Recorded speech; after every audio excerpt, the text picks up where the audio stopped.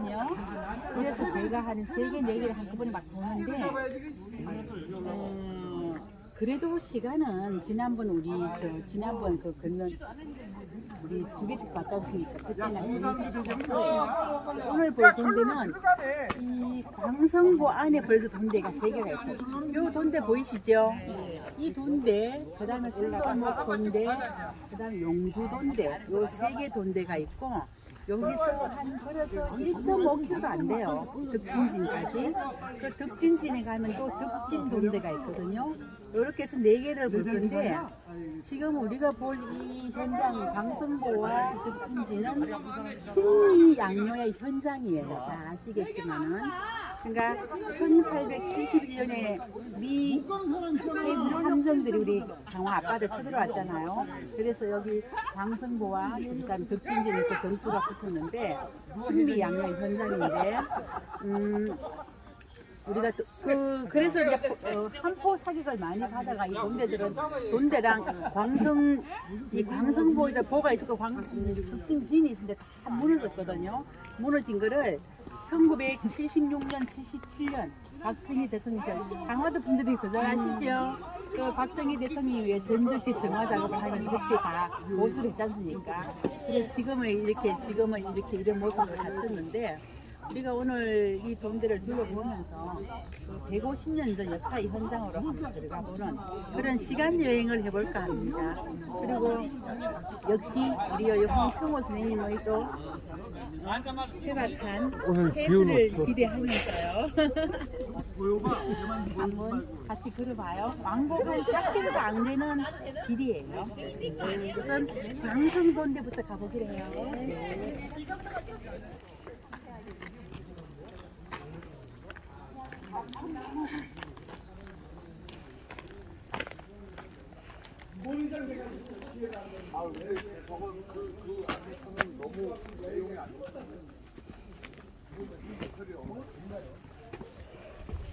자, 우리 선생님, 이 대포부터 봐요. 자, 여기 대포가 지금 대포는 문이라 그러죠. 제 문이 있지 않습니까? 근데 우리 보기에는 이 대포가 가장 화력이 셀 것 같지 않습니까? 크니까. 근데 사실은 저 작은 저 대포가 우리가 배운 불랑기포, 건평돈대에서 불랑기포 한 대가 출토됐잖아요. 그러니까 이게 불랑기포예요. 모포예요. 여기 보면 위에 이렇게 네모나게 구멍이 있죠. 네, 저기에 포탄을 넣는 자포를 넣는 거예요. 그러니까 이게 몸체고 작은 이렇게 네모난 포탄을 넣는 작은 네모난 그걸 안에 넣어가지고 이제 빨리 포를 쏘는 나가겠다, 거예요. 그러면. 예. 근데 저거는 작기 때문에 설치하기 좋고 이동하기 좋을 거 좋았을 거 아닙니까? 근데 이 대포는 이동도 못하고 설치도 못하고 이게 한번 쏘려면 얼마나 일이 많았겠어요. 여기다 쇠고슬이 뻥 날아가 배에 맞아요. 배를 깨는 그런 목적이었다 그러더라고요. 맞지요? 그리고 이게 사선 거리도 얼마 되지가 않고 이건 한 300m 정도밖에 안 된다고 제가 그런 거에 설치해두고 이제 제주군은 바다에 함선이 나타나면은 위협을 했겠죠. 활 쏘다가 대포가 나온 거야. 신적이 된 최고로 신지. 어쨌든 간에 이놈 대포를 어떻게 옮겼을까요? 활 쏘고 대포가 날아가는 거 같다.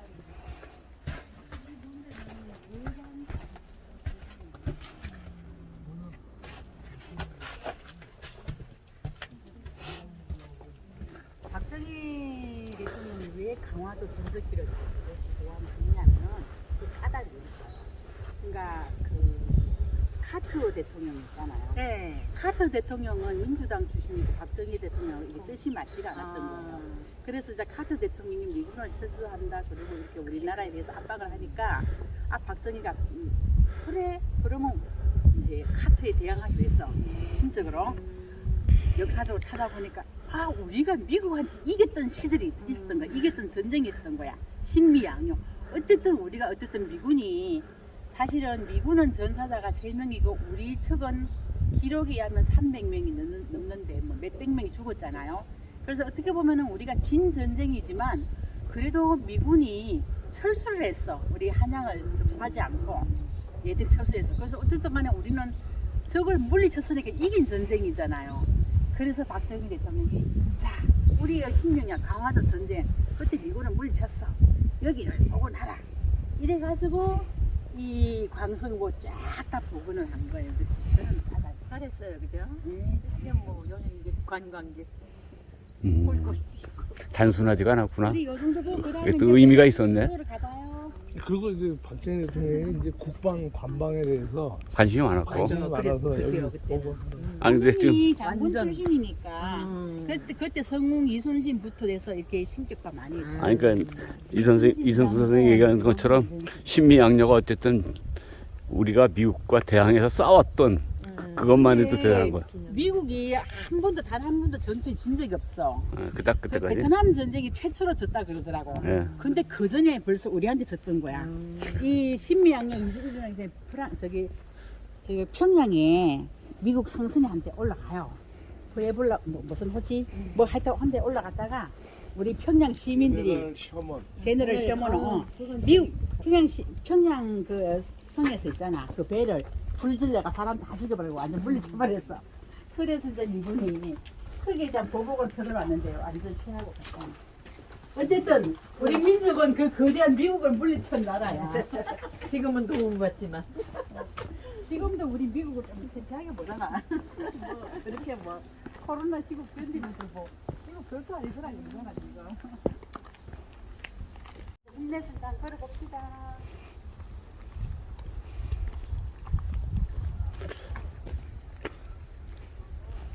많이 걸으셨어요?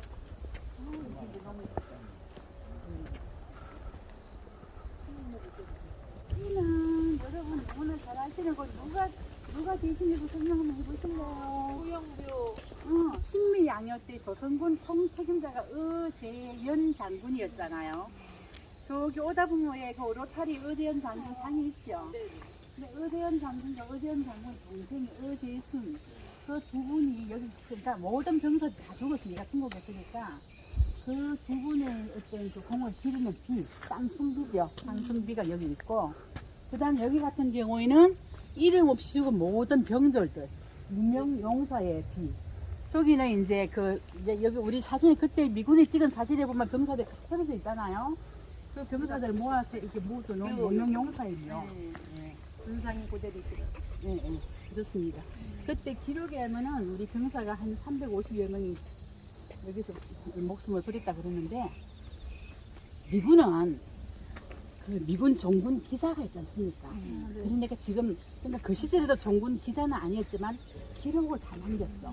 그래서 그 극동 함대 대장의 로저 제독 같은 경우에도 기록을 다 남겼고, 그 밑에 부하들도 기록을 남겼는데 그 사진을 찍었고, 근데 거기에 기록에 의하면은 이렇게 나와 있어.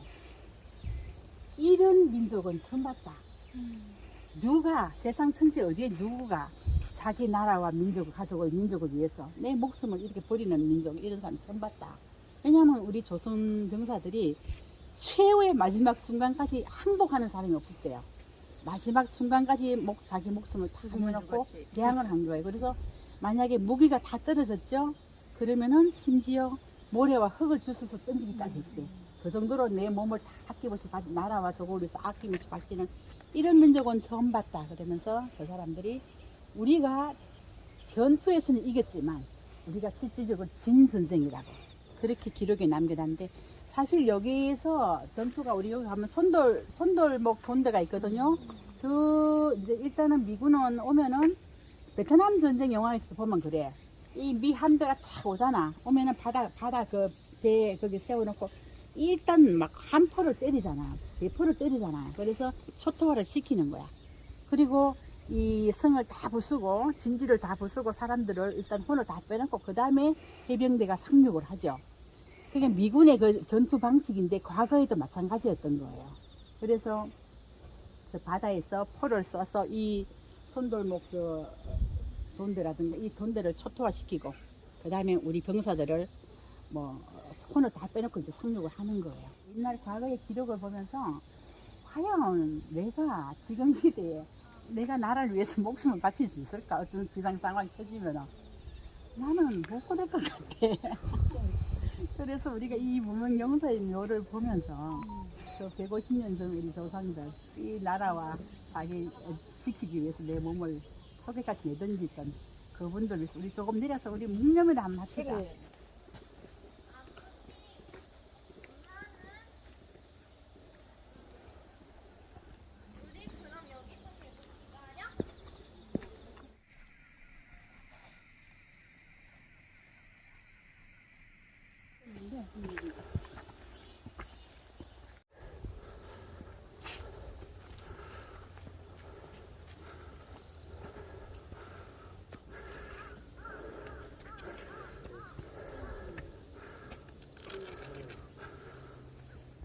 이게 사짝이잖아. 이게 조선군 장수 깃발. 네, 맞아. 지금 이 깃발은 저기 역사박물관 있지 않습니까? 진본. 진본. 아, 진본. 예. 지금 역사박물관에 지금 전시해 놓은 거는 그러니까 새로 만든 그걸 보고 뭐라 그러죠? 가짜라 그러기도 이상하고 새로 만든 그거 진본은 역사박물관 수장고에 보관되어 있어요. 그러니까 이게 이제 미국 육군 해군 박물관인가 거기 있는 거 우리가 아마 영국 임대식으로 같이 찾아왔을 거예요.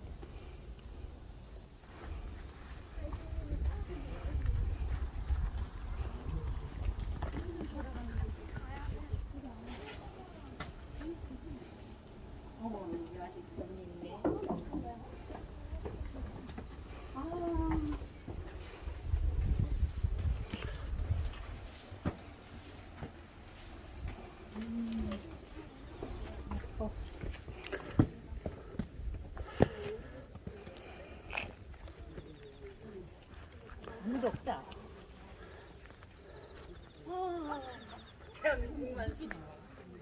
역병이다.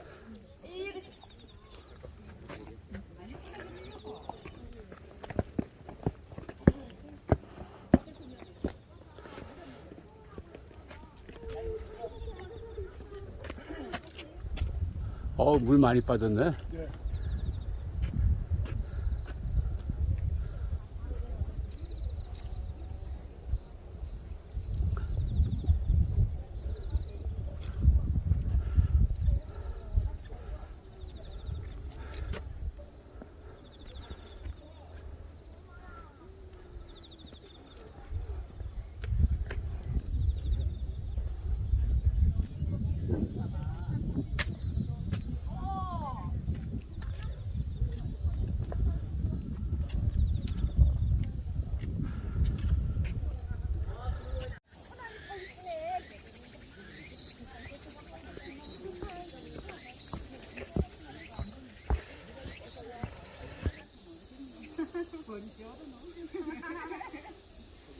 여자 보고 뭐라 해요? 이슬이 남자도 여자 보고 뭐라 그러죠?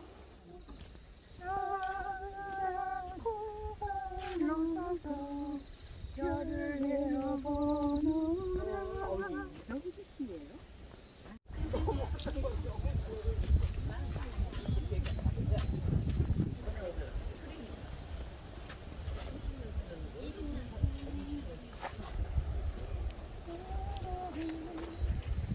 야, 물살이 세네. 물 빠지는 거야. 더 빠지네. 여기가 선돌목입니다. 선돌목.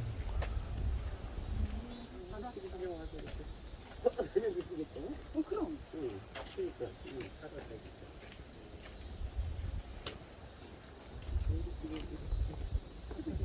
아니, 갈 데가 많다니까.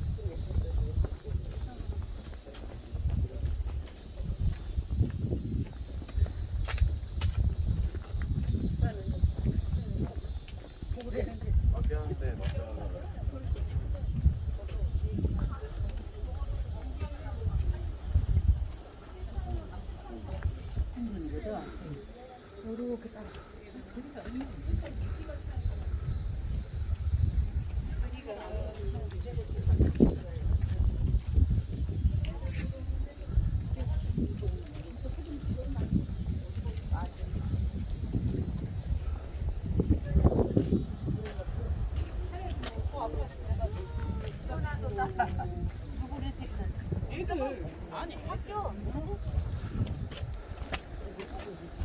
여기 물살이 세다.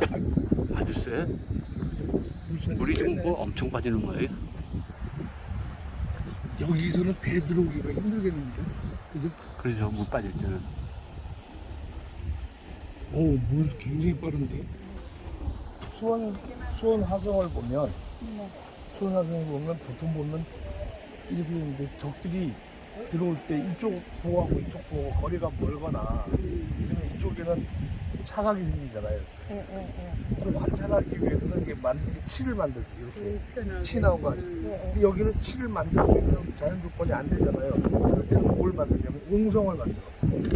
길게. 그게 이제 우리나라에서 옹성이 비슷하게 나와 있는 데가 동대문. 동대문을 보면 이거 같이 있는데 동그랗게 돼 있죠. 잘 기억이 안 나? 기억이 안 나지.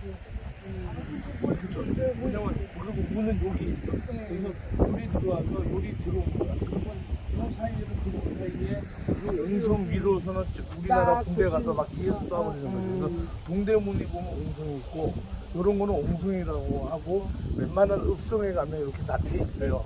근데 갈려 있죠. 그다음에 옹성이 또 길게 나온 거는 수원 하성에 보면 길게 나가 있어. 세 군데가. 그리고 나가 있고 한양 도성에도 두 군데가 있어요. 근데 사람들이 잘 안 가서 모르는 건데 한양 도성 제일 꼭대기 올라가면 웅성이 요렇게 있어요.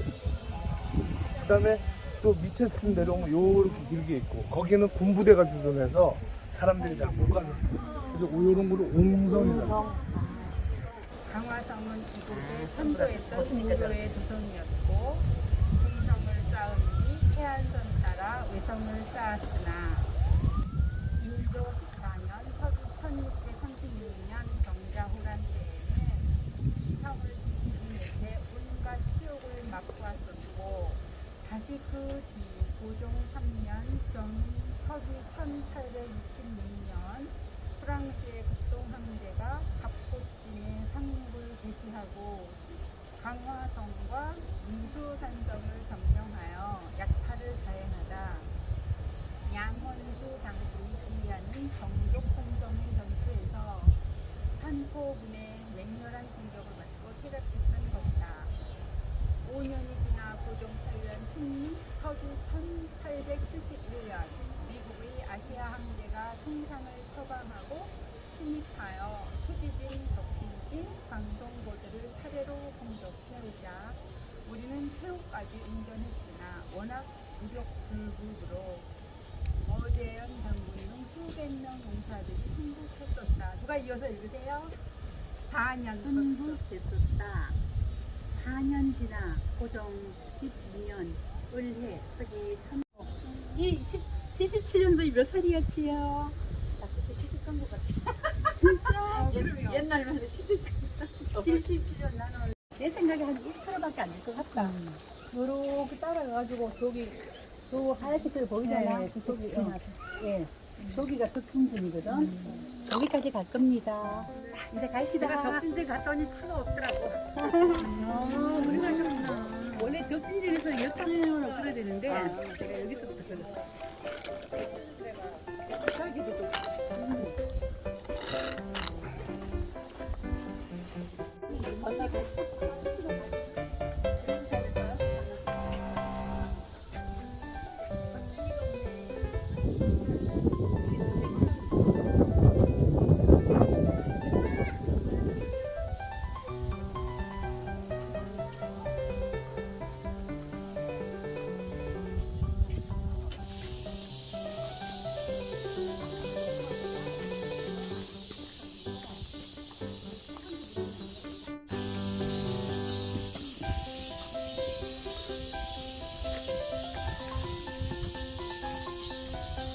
저건 아닌 것 같은데? 저걸 받아서 그런가?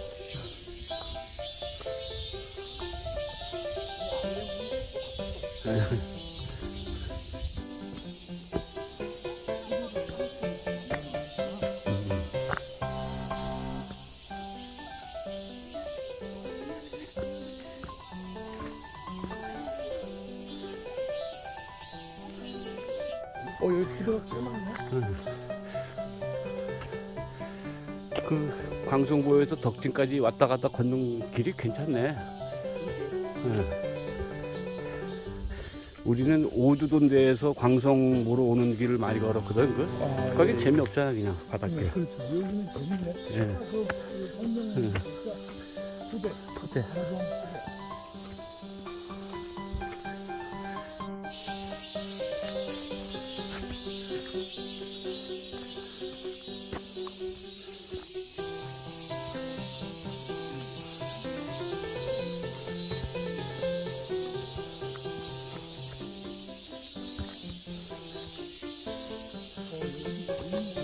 그러니까 처음 걸어보는데 우리는 걸을 때 주로 가꿨던 데에서 오두돈대까지 바닷길 걸었는데. 어디서요? 오두돈대. 아, 오두돈데? 네, 거기서부터 광성까지. 근데 그게 여름에는 뜨겁더라고. 아무것도 없어가지고. 그늘이 없어요? 아무것도 없지 그냥 대방밖에 없지 그냥.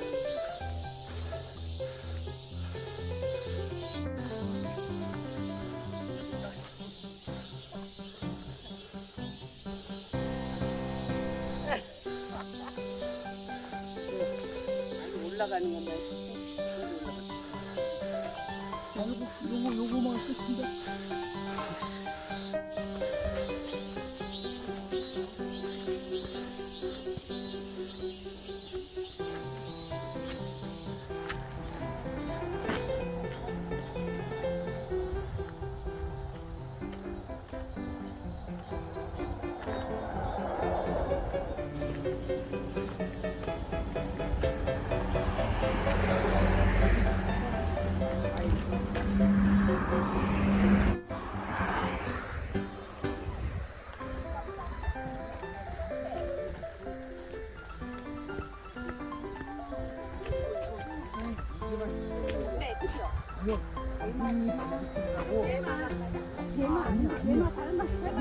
미국 생일이잖아요. 돼지풀.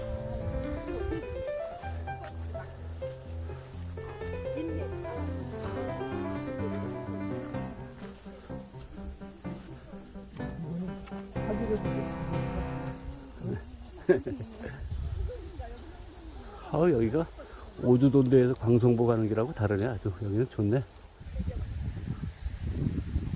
아, 머리만 이렇게 내리세요. 그럴까? 아, 다 나온다. 다 나와, 다 나와. 하나, 둘.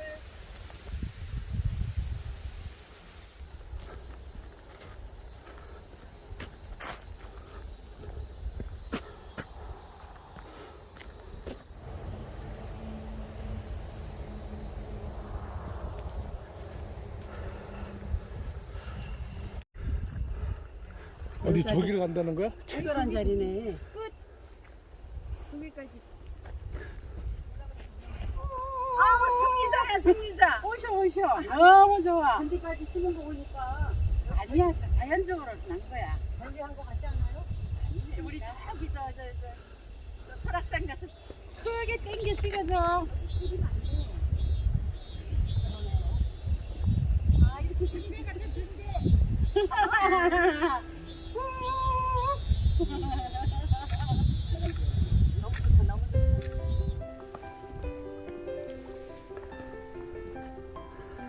돈대길 걸으면서 강화를 새로 발견해. 내가 강화가 10년이 넘었는데 이런 거 전혀 못 느꼈지. 나비가 그렇게 예쁜 거 있죠.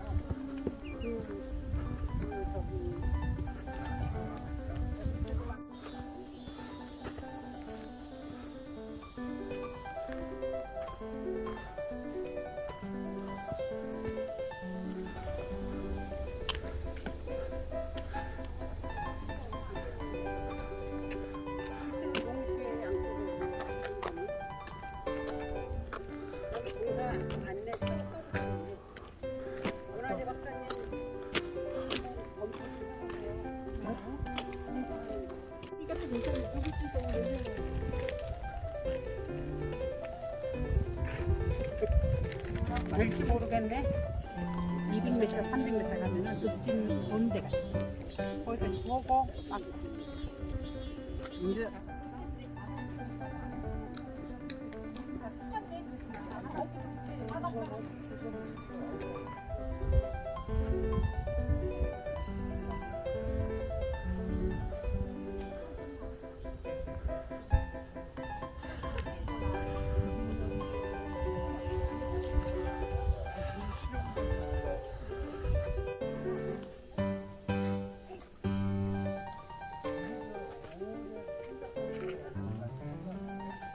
쿨한데, 그죠? 네, 아직 이른가 보다.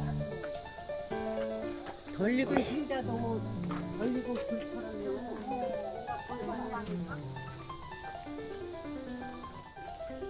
이게 구멍으로 힘자가 나온다고.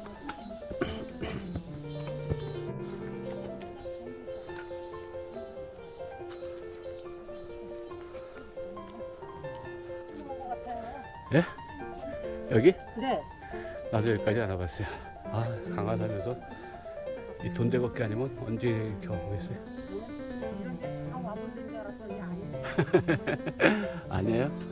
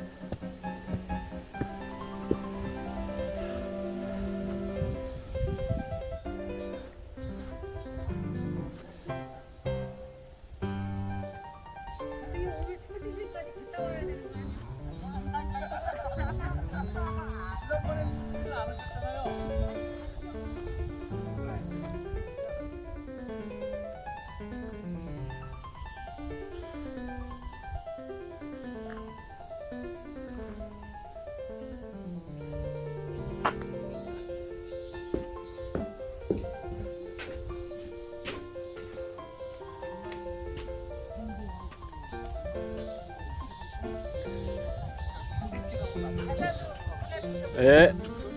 얼마나 많이 올 거야? 배고프다. 힘드시죠? 배고플. 비석의 글씨는 안 보이는 것 같아. 사라져가지고. 해물님이 정확하게 나와요. 너무 색깔이 아, 이거 옛날 거 남아있는 건가? 방식이 태물림 방식이 해물인데. 태물림 방식이 정확하게 보이더라고요. 그래서 완전히 고구를 한것 같아.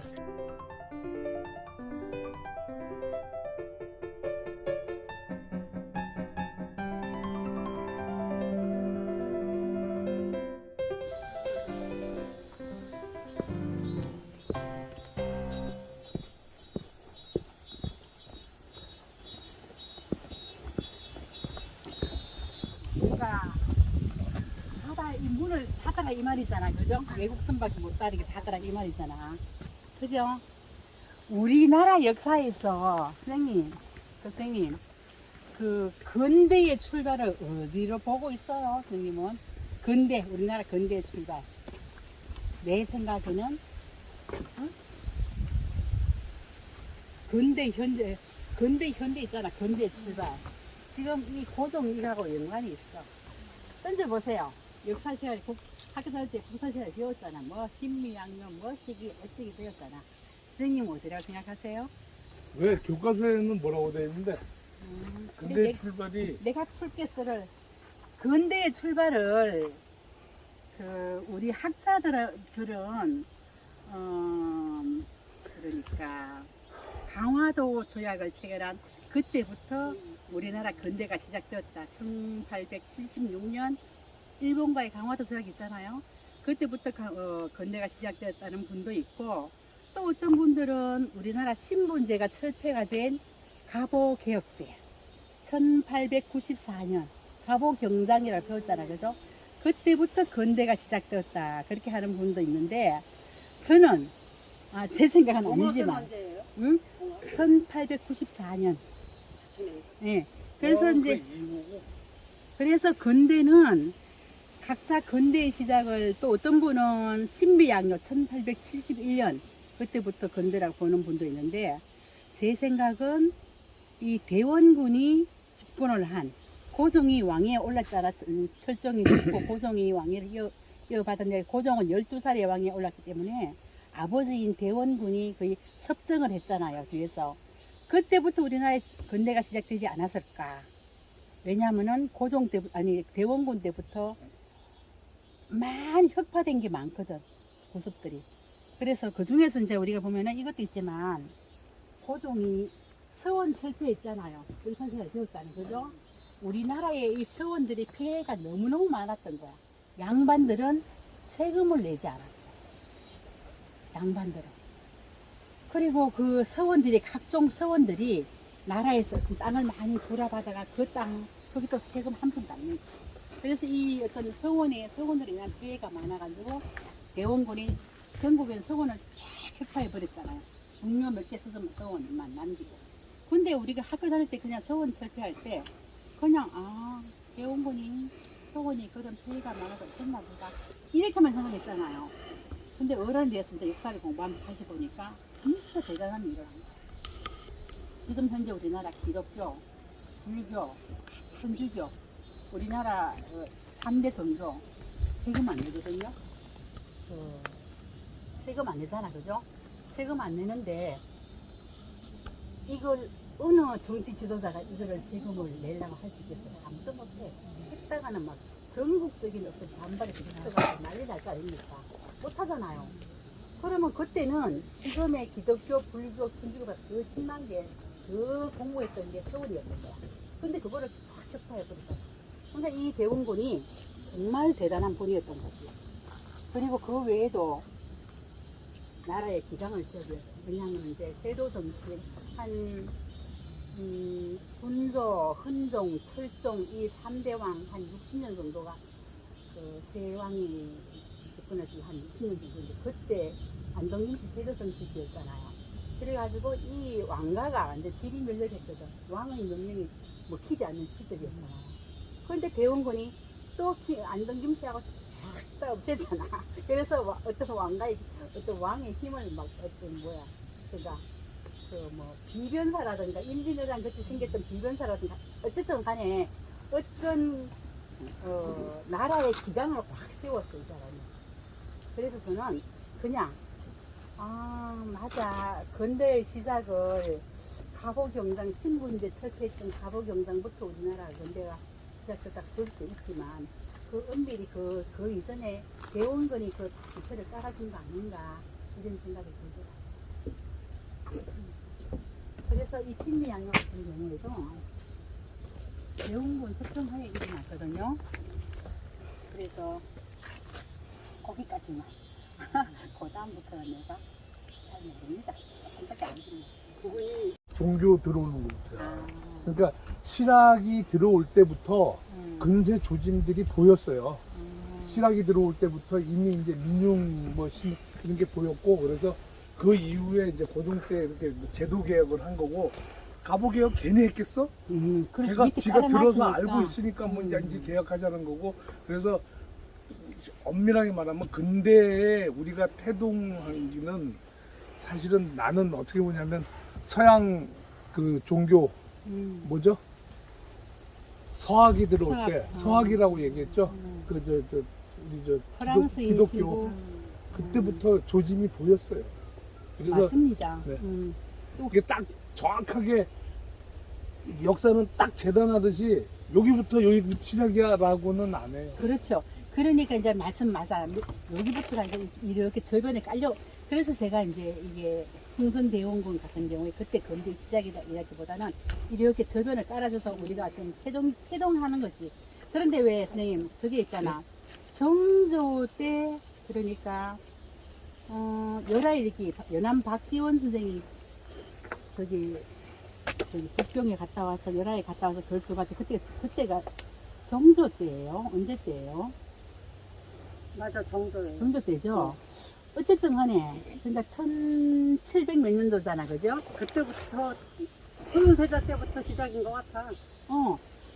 그래서 북학이 그 중국에 학문 들어온 거잖아, 그죠? 맞아, 실학, 북학 그런 거 그때부터 그런데 태동이 시작되고 이제 태동이 어떤 씨를 뿌려서 보고 꿀차가 이제 튀어나온 거다. 그러면서 이제 회화나 이런 데는 누구지? 김홍도요? 맞는가?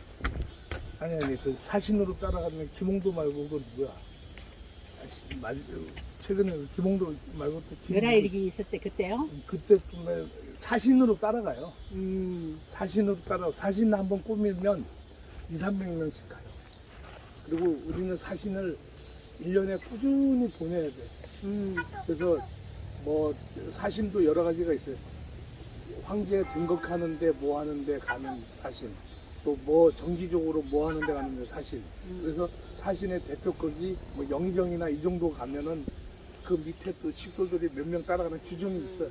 그다음에 장관급이 가면은 규모가 한 뭐 100에서 150명 수준으로 따라가고, 그래서 기준이 다 달라요. 근데 그래서 이제 중국 애들은 그 사신 기록 가지고 뭐라고 얘기하냐면 우리는 이거 바치는 나라라는 거지. 중국은 지금도 근대사를 청나라 시대 이후에 그 고려 조선 이 여기에 대해서 그냥 종주국이라고 생각해요. 아직까지. 실질적으로 그렇게도 했고 우리가. 그러니까 맨날 갖다 바쳤잖아요. 세금하고 뭐. 그게 중국 사람들은 아주 명쾌하게 그 얘기를 해. 지금도. 엄밀히 말하면 그것도 맞는 말이지.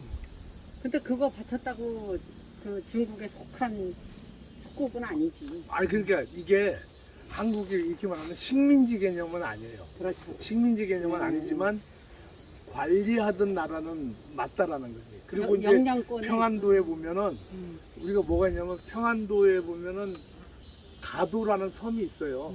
그 평안도 쪽에 지금도 거기에 명나라 군대가 주둔했어요. 주둔하고 거기에 이제 누구가 총책임자면 모문용이라고 들어봤죠. 모문용. 네. 얘 노략질은 또 상상을 초월해요.